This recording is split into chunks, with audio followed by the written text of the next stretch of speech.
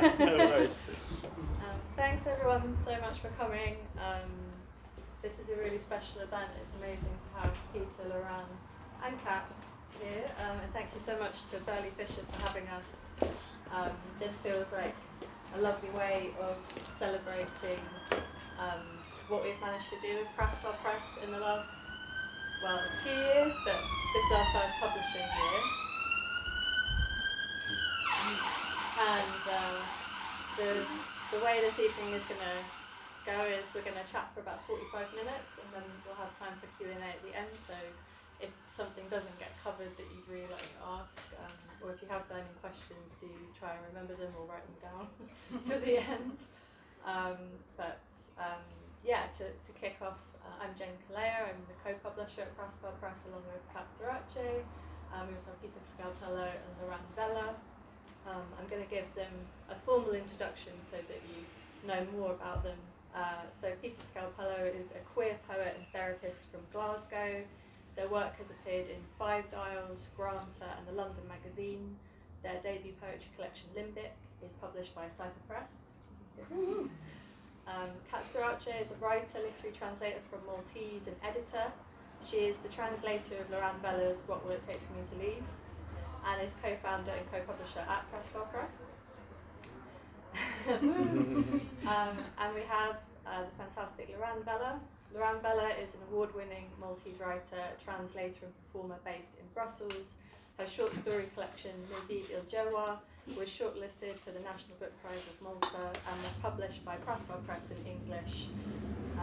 Her novel Rocket won the National Book Prize of Malta in 2018 and has been published in Arabic translation. Her latest novel is Marta Marta, and her latest translation is Brecht's Mother Courage into Maltese, which is highly impressive. So, not everyone. Please take a seat. This is Patrick Fisher, our designer, everybody.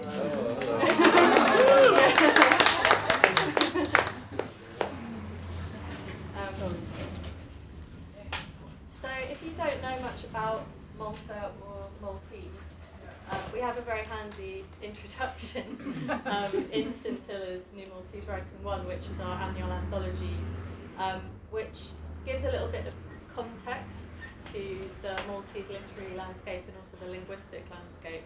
And I don't really want to read out the bit in the introduction, but I will.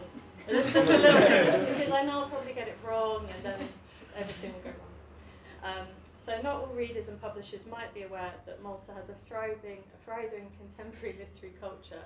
The majority of books published in Malta are written in Maltese, which, although recognised as an official EU language, is considered a minority language used almost exclusively by the Maltese. Malta's geographical position in the Mediterranean, its place in the world as an island nation, also creates a dual interaction, northwards or western, with the influence of British literature, European literature and American literature, and southwards or eastern, with the influence of the Arab world. Similarly, not all readers may know that Malta has always, up until its independence in 1964, been under colonial rule.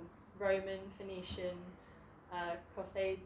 Carthaginian, Arab, Norman, Angevinian, Aragonese, the Knights of St. John, French, and finally in the 1800s, the British. So what this means basically is that English is a recognised co-language of Malta, but Maltese is the language of Malta.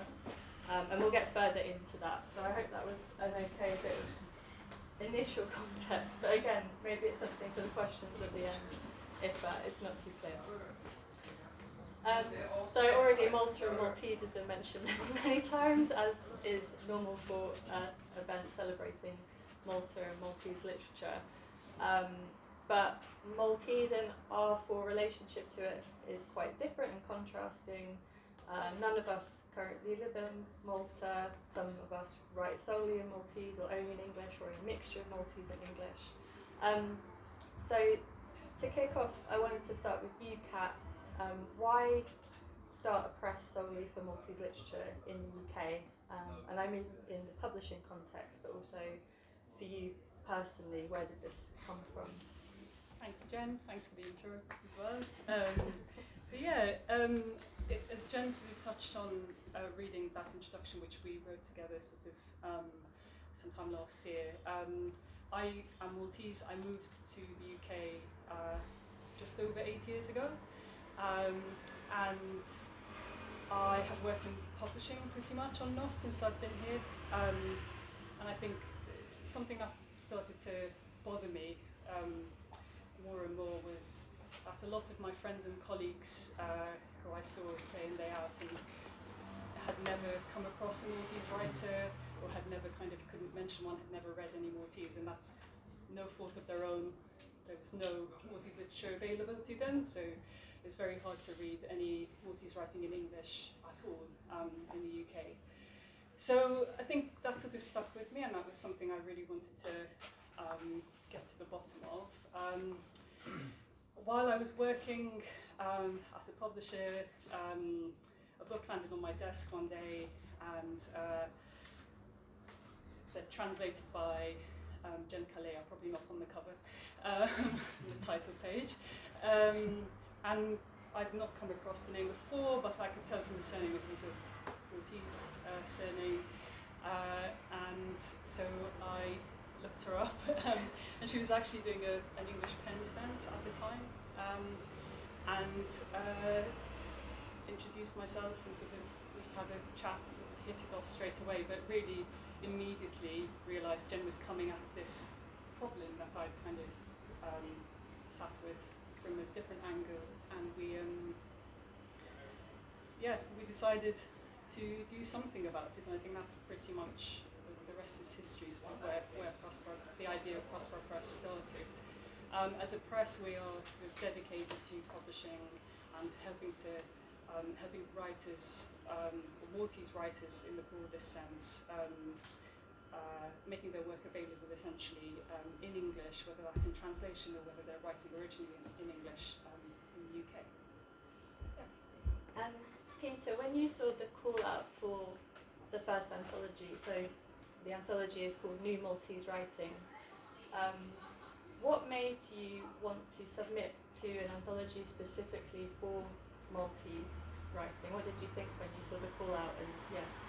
Yeah, so I think first of all, the excitement of seeing a new press, a new independent press specifically for Maltese writing in translation and written in English.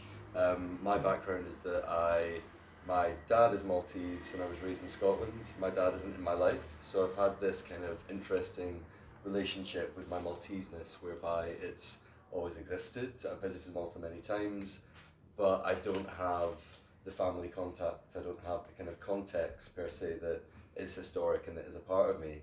I've kind of had to try and piece that together for myself and make of it what I can.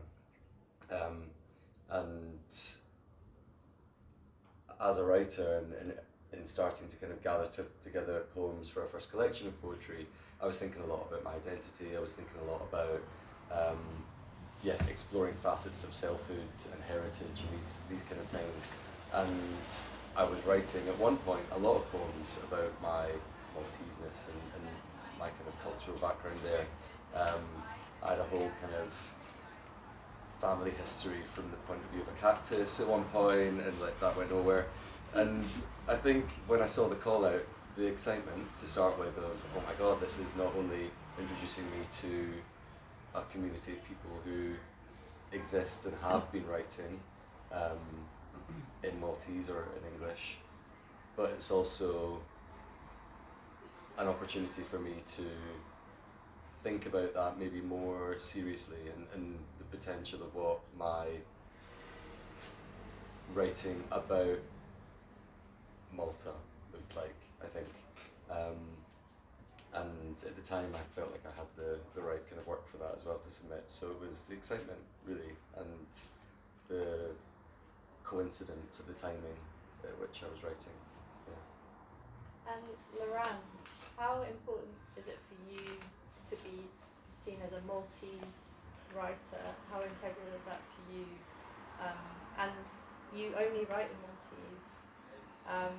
How do you work with the language, and what is your relationship with it? What does it allow you to do for your writing? So I guess it's interesting for me to know that somebody wants to read my work because I'm a Maltese writer. Obviously, when you see a publication which says translated by, you immediately know that it was written in another language. So obviously, in this case, reading my work in English, you would already know that it was written in some other language. But it's a label, so it's not necessarily. I don't think I wouldn't consider my work as typically Maltese literature. So from that point of view, I don't want to be just considered as a Maltese writer. However, it was a choice to write in Maltese. As you mentioned, there are writers Maltese writers who write in English. So it was a decision of mine to write specifically in Maltese, and it's the language where I am at home. It's I think in Maltese. My feelings are in Maltese, so it's where I feel most comfortable. Going back to the anthology and also Loranne's book, Kat, could you say a little bit about why an annual anthology? So at the moment the format is every year we're releasing an anthology and a single authored work. So why an anthology? Yeah, so I think when we set out, we had this idea that we wanted to publish Maltese writers. The truth is, we knew who the published Maltese writers in Malta were, but we had a sense that there were more people writing who were either writing originally in English or whose work potentially we just had never come across, because the truth is in Malta, there aren't any journals, there's just pretty much, it's a very quiet literary scene in that sense, where in terms of opportunities for writers to develop themselves or to get published. So we thought actually it would be really interesting to just have an open call, to just put that out there and see what came back. We didn't put many parameters for that, and we were quite impressed by what did come back. We read 200 submissions, I think, and this is in our first call, and we selected 16 individual pieces by the end, I think, or 15 or 16 pieces. So the idea of the anthology is really to give anybody the opportunity to submit, and then also to experience an editorial process. That's something that Loranne might also be able to verify. So that doesn't exist very much either. It's a kind of editing culture, so that we could kind of give some these writers the opportunity to also experience the editing, and then also publishing and being published here and essentially reaching an Anglophone audience, a readership is what I mean. Yeah. And one of the pieces we selected was a poem by Peter. Could you tell us a little bit about this specific poem and also read it for us? Of course. I was extremely grateful to be included. The poem is called Salt Farming. It was the context of the poem is kind of, as I alluded to, this absence almost of a identity or a certainty around what my Maltese identity and that part of myself, how it looked or how I could relate to it. And I was writing into that kind of absence, I think, and thinking about the in-betweenness of myself, the in-betweenness of Malta, kind of culturally and historically as well. The poem is kind of using metaphor while I was in the setting of Malta writing, to kind of think about that. So it's called Salt Farming. I'll read it. It also was I think it was my first attempt of introducing a bit of the Maltese language into my writing as well, although it's like 3 words or something, but it was an attempt. This is Salt Farming. Season me, like saying, li stagioni, lili, the seasons to me, a question for the sea's invisible taste. Residue of rock and light, territory luminous, I am contained within its prism, speck and flash. Like land, the weather forming seasons, which seasons a life, something surfacing. And in my search for clarity, not even I am present, confirmed as one thing transient. When I too wither, what is left? Seeping, saline, without fear of withdrawal, ocean endless and estranged. Salt farming, in Malta I'm just a person and their tools, active with need, like salt, farming is my sexuality, work. Puddle once a tide of wanting and wet kilos poured through for the single grain, that flake, like pulling out my own tooth, seems to confirm affinity, or what can be touched of it, sprinkled on my tongue, and becoming self-rooted. Rub it right into the skin, particularly my shoulders and face, so indistinct in this paradise. I let it fill a fissure, bred of what lacks. As reduction magnifies our purest commonality, seasoned of season, Istajun, me. Thank you.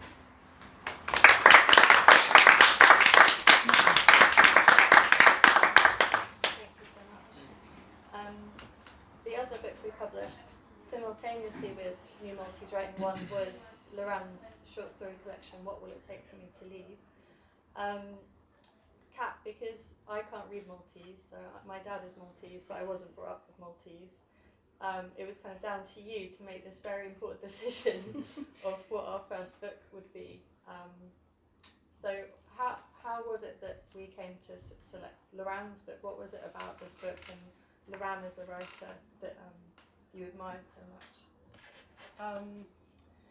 Yes, so I've known Loranne a little while because in another life I'd interviewed Loranne about a book that she published previously called Magna Mater.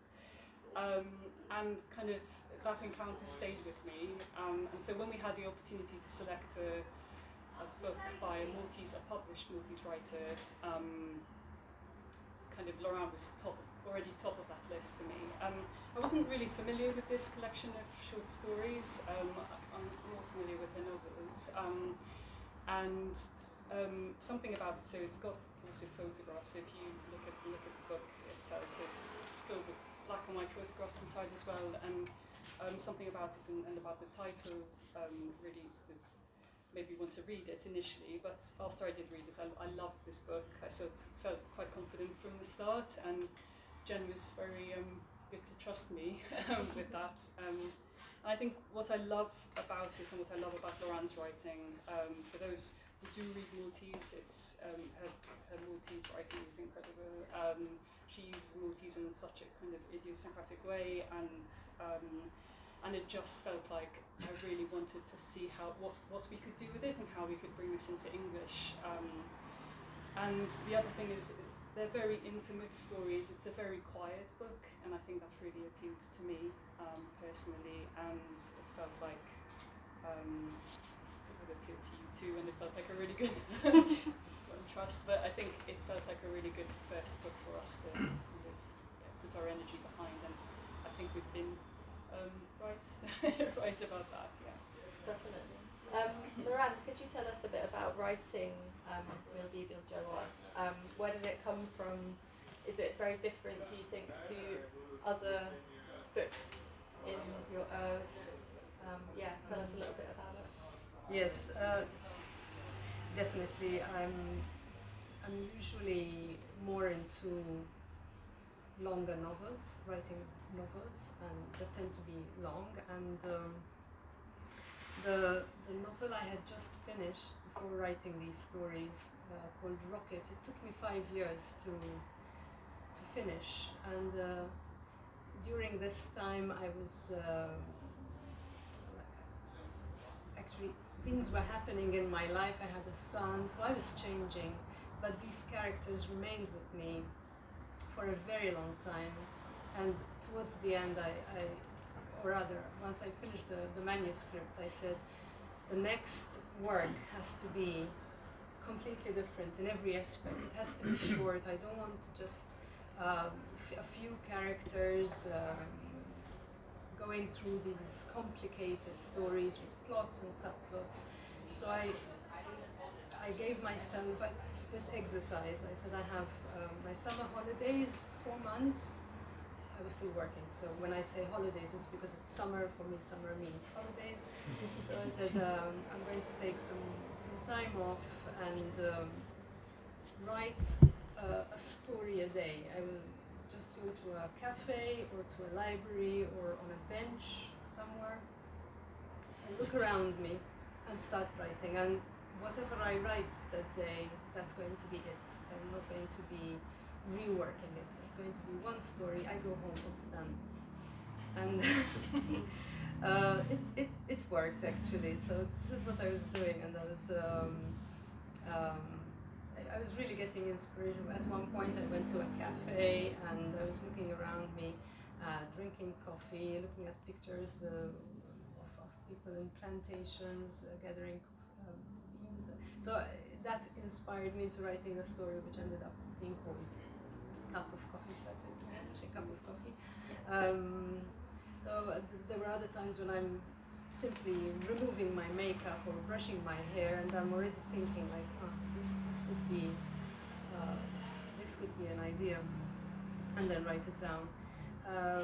Which meant that because they are short stories with just one character, this character is probably thinking or remembering something or struggling with a thought or having a fear that this character has to come to terms with.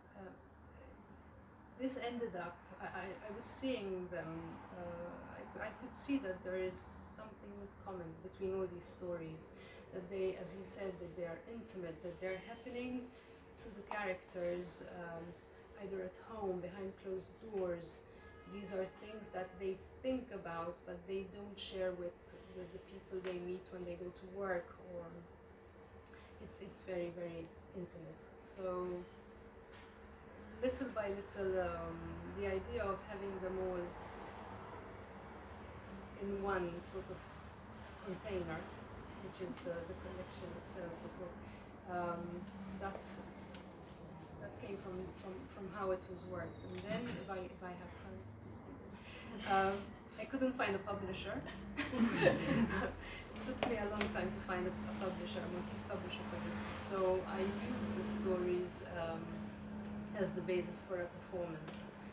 And through the performance, I ended up writing the first poem, which is about everyday verbs, because I realized that this is what characters are doing, everyday verbs, drinking coffee, combing their hair. So once I had that poem, then I could see that it's a collection and it's all tied together.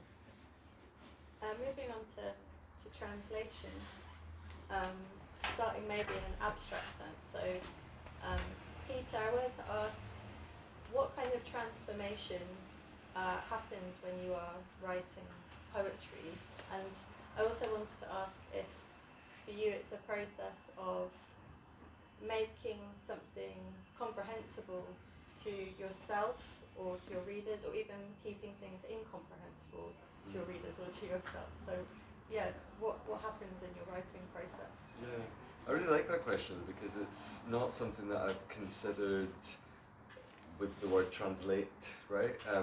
And sadly, as a monolingual person, as much as I love literature and translation, and especially kind of following literature and translation that's published in English, I don't translate work myself, so I'm writing in English, and the idea of the various stages of writing poetry as being a kind of translation in itself is interesting to think of, because I reckon that I usually tend to come with like an image or an idea as an inspiration, and that then is, I suppose, abstractly translated into words, and that's almost the first step for me, is the describing or the articulating that in words, and from that I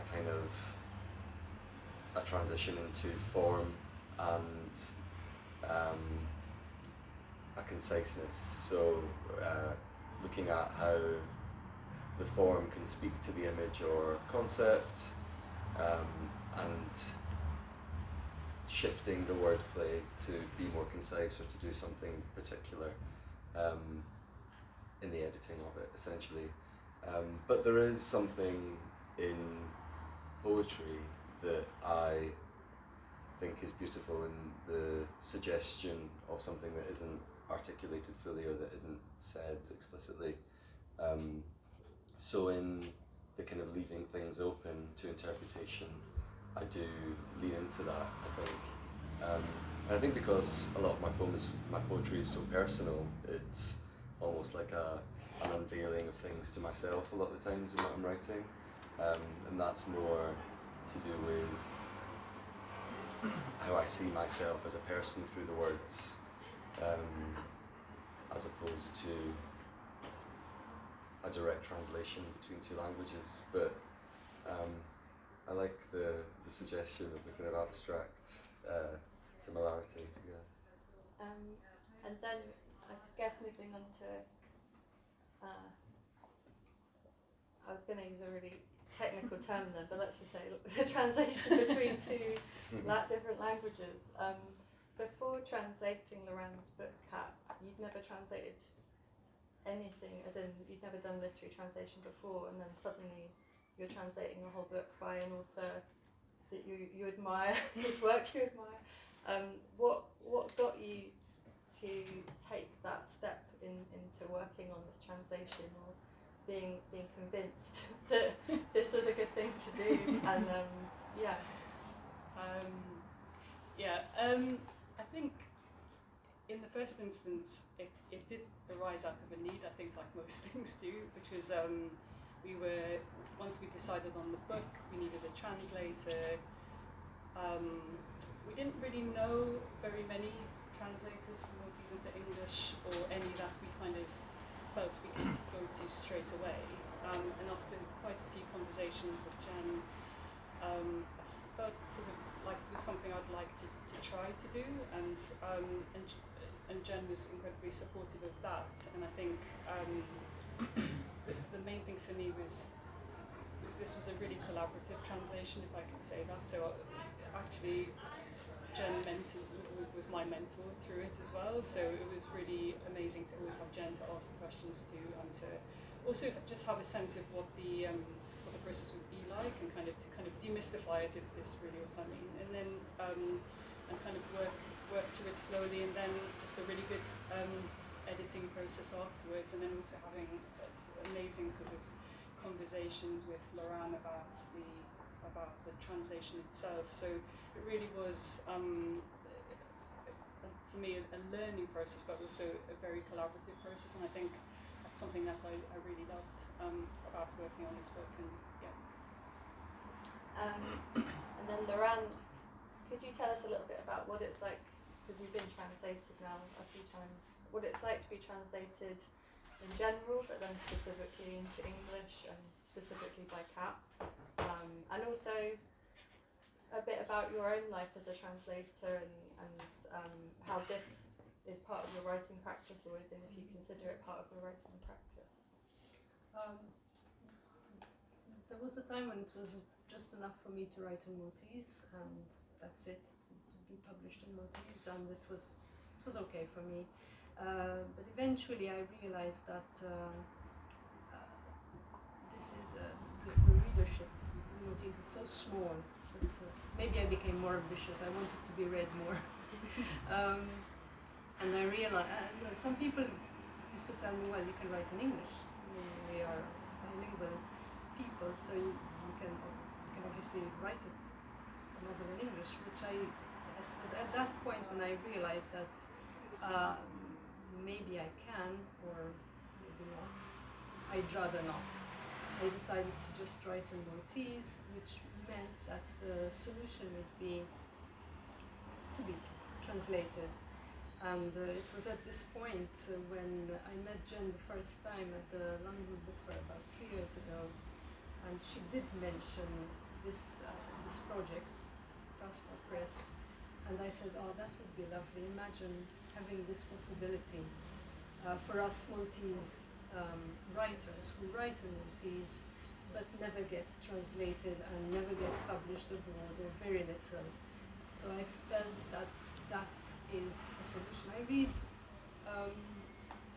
up to like a few years ago, I only read in English, so I only read English novels, short stories, even in translated into English. It's only recently that I'm reading Italian and French. So for me, to be translated into English meant a great deal. It is a dream come true, obviously.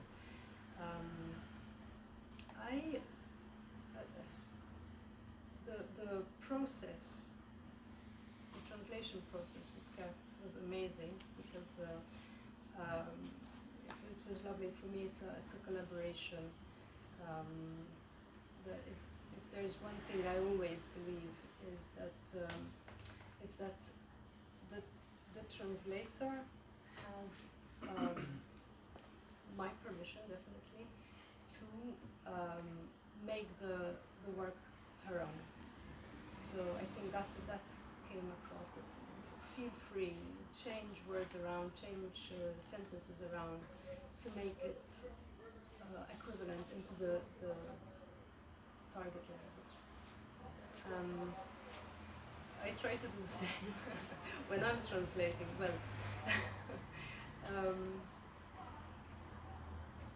when it comes to literary translation, I've only translated a few children's novels, but recently I've translated Mother Courage by Brecht, and there I could not speak to the author to see what he thinks about my translation. I feel that my translation of Mother Courage, for example, is it's my interpretation, it's my version of it, it's my reading of it. Anyone else is going to translate it into their own version. So it's a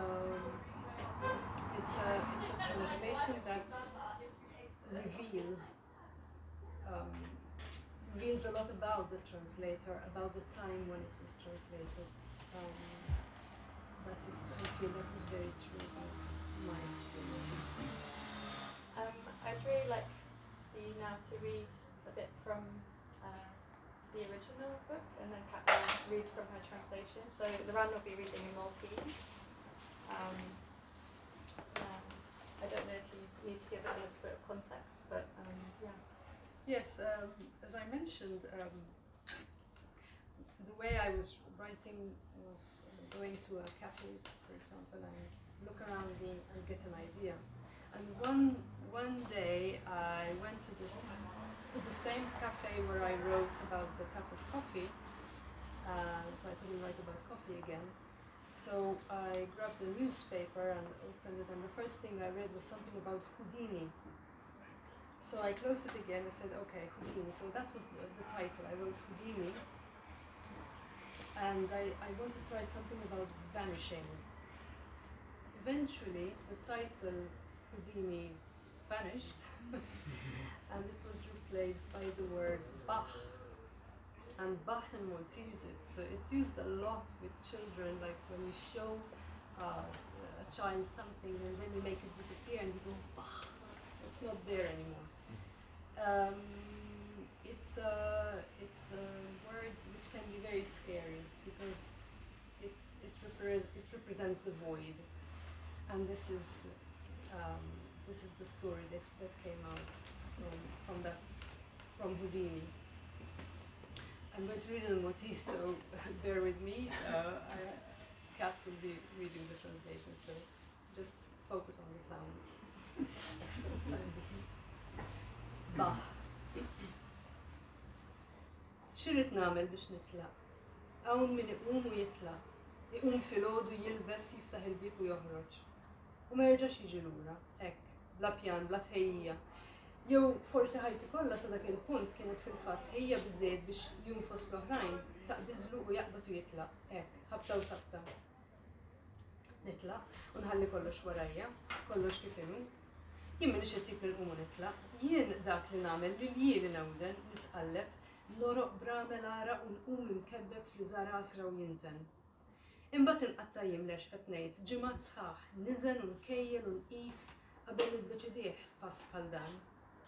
Jekk fl-aħħar naqtaħħa li se nagħmilha jkolli nalloka żmien biex nippakkja, nerfa' u nsor, niftaħ il-bibien u l-kxax u nbattala nagħlaq il-viti tal-ilma, il-kontijiet tal-bank u nieħu ħsieb li ma nħalli xejn nofs leħja warajja. Kemm ħsibijiet u pjanijiet. Toħod li xhur deċiżjoni bħal din, biss il-ħsieb diġà ħilibni. Mhux tab xejn għadnija u kif nista' nqum u nitlaq, niġi naqgħu nqum minn dak kollu u li nħalli warajja, m'iniex it-tip. Ħadd fadal li x'nagħmel hawnhekk, naf żmieni għadu ma wasalx u nafni biżżejjed li żmieni qatt mhu se jasal jekk id-deċiżjoni titħalla f'idejja. M'iniex it-tip li ninqala minn fejn jien. Għax min jaf xemm mistura lija għada, pitada, sena oħra f'dal post.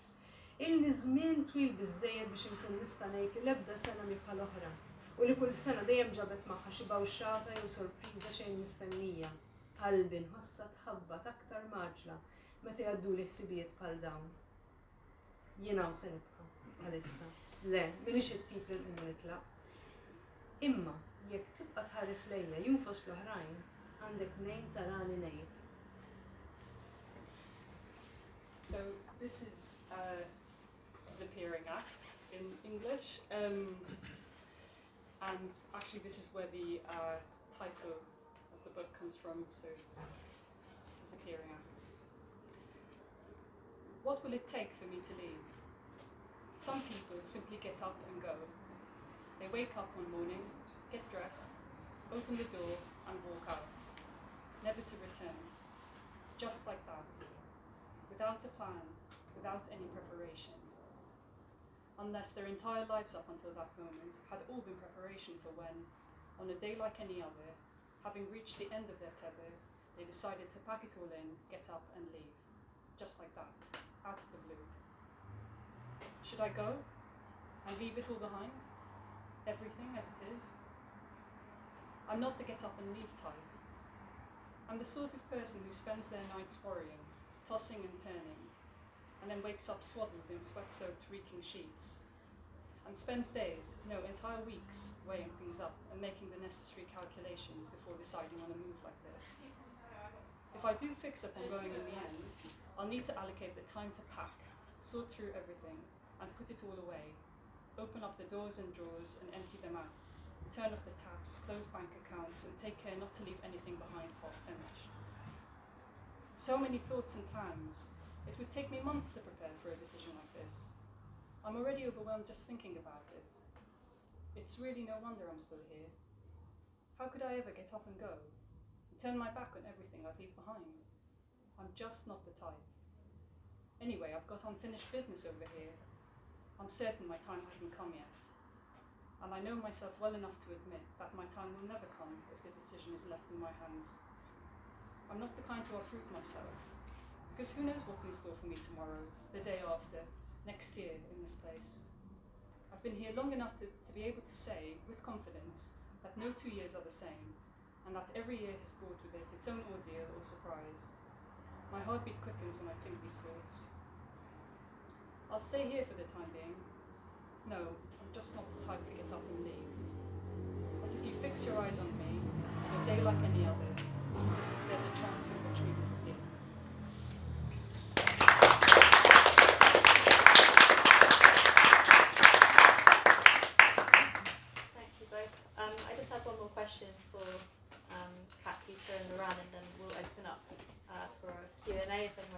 questions. But Peter, it would be wonderful to hear a bit more from your work. So before you read a couple more poems for us, could you tell us what you're working on at the moment? Have you already got new projects? You're already very prolific, so no pressure if you're doing nothing. I'm slowly writing a novel in verse, similarly to yourself, so I will be very interested to hear more about that process. It's slow for me, but it's in the form of a long poem, so I'm trying to kind of play around a bit with the form again. But yeah, that might take a little bit longer than I've anticipated potentially. But yeah, it's been nice the past few months with Limbic having come out to kind of slow down a bit with, well, it's been busy, but to slow down the writing new stuff and focus on the reading of that and the sharing of it. So I'll read a couple of poems from Limbic. Speaking of translation, the first poem that I'm going to read has been translated by Italian poet and translator Piero Toto, who's in the audience. And it's my first translation of my work into any language, so thank you. This is called The Hotline. If I can find it. The Hotline. Since I have more time on my hands, now that my lover must work and I gave up, I watch the hours fill all transparency between us, like joint ephonia, and give myself to the job of remembering in order to erase. It goes like this. Each night I call the hotline to the deceased, and although they say you know something's wrong when the dead pick up every time, you do. And briefly, it feels like being held under the weight of compulsion. I want to talk.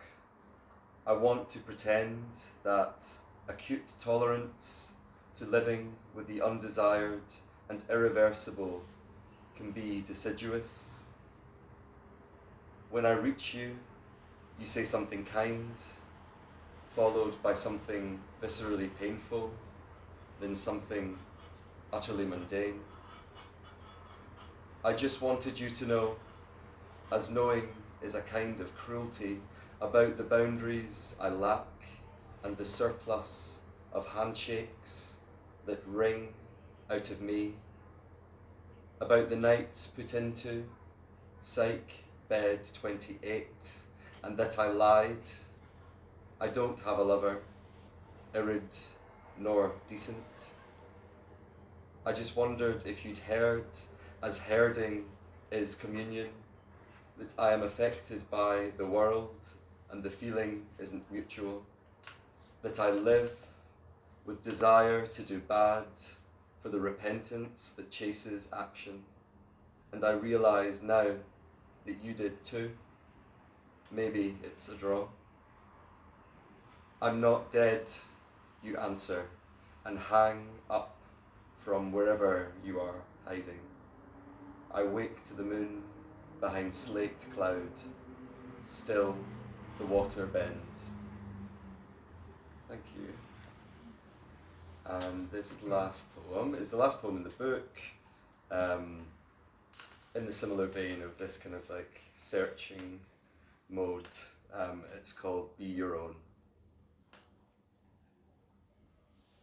Your one seeing eye rises and sets, facing away from the mush of my 20s, a decade's worth of pills disintegrates into white particles in my blood and bile all at once. Like the weight of us remade of dust and gradually blown away at rates depending on the wind. We are not our desire, but the places we move through to satisfy it. For me, it's meant carving myself into being enough for the desires of another and you. That conflict of masculinity, itself a conflict of masculinity and femininity, elsewhere entities grabbing at the breath we leave behind. You're there as I draw out a new life, nib to nib, two spirals closing inwards like our shared prognosis. Push and give of indefinite time, the ignorance to resent what we would eventually turn into. If our fragments settle along the breeze, maybe we'd be patched back together. Till then, I can be my own daddy. Thank you.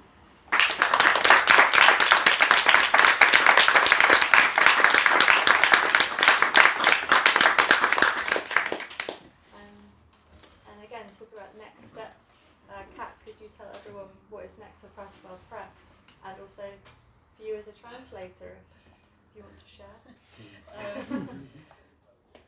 For the press, we're publishing 2 more books, hopefully, at the end of the year. Not hopefully. No, we are. We definitely are. We've got the second anthology, so Scintillas 2. We're editing that at the moment. It's really just another really exciting collection, actually. It's a completely different set of writers and a completely different mix, I guess, of poetry and short stories, and a little bit of non-fiction this time, which is quite nice. Which will be good. And then we're also publishing a translation. We're working with a translator called Albert Gutt, who is translating into English Claire Azzopardi's meta detective novel called Castillo at the moment, English title TBC. And that's going to be a very different sort of project to Loranne's book, I think, in every possible way. Mainly, it is set in Malta, the characters are Maltese, it's got a bit more sort of social commentary in it, and books with book within a book within a book sort of thing. So that's as far as the press is going. We've also got a translation prize open at the moment, so the idea for that was to kind of now do the same thing we're doing for the anthology with translators and try to build a little bit more of a kind of pool of translators for us to work with in future, and that's been really great. We've had so many submissions, so yeah, we'll be working on that in the next few months, I think. And then for me, there's no specific translation projects yet. But I have just finished a really interesting collaboration with Loranne, a slightly different one, where Loranne has actually translated my English writing into Maltese. So I wrote a commentary for an anthology on one of Loranne's stories, not in this collection, it's a different short story. And I wrote that in English because, unlike Loranne, my preferred language would be English for writing specifically. But the anthology is in Maltese, being published in Malta, so Loranne has had to translate my writing, which was really a really fun process, actually doing it in reverse. So yeah, so that's me. And Loranne, you just released another novel, Marta Marta, which had an amazing kind of 3-day launch mini festival in Malta, where you had a number of events, which Kat also went and was part of, looking at the different themes in the book.